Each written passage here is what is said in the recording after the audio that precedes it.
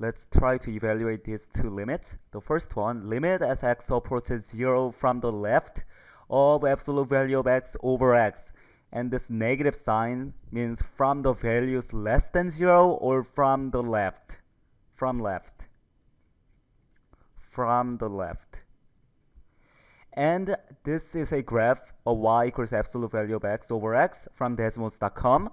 And you see, as we are getting closer and closer to 0 from the left, you are approaching -1, and as you're getting closer and closer to 0 from the right, you're approaching 1.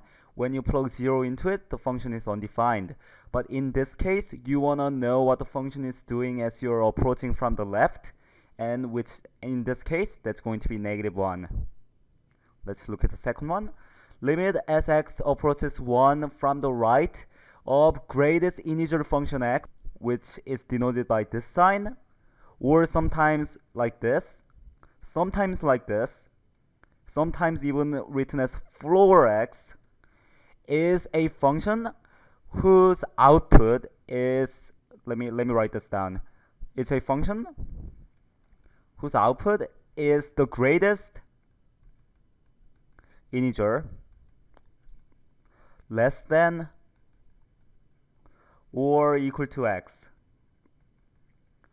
Let me give you an example. If you plug 1 into it, what's the greatest integer less than or equal to 1? Well, 1 is equal to 1. So if you plug 1 into it, the function is going to output 1. What happens when you plug in 1.1? Well, the greatest integer less than or equal to 1.1, the one to the left of it, is going to be 1.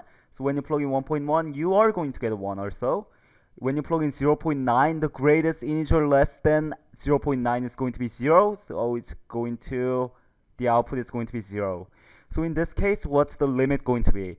Well, you're approaching from the right. That's what this positive sign is signifying. So as you're getting closer and closer to 1 from the right, you see we are approaching 1.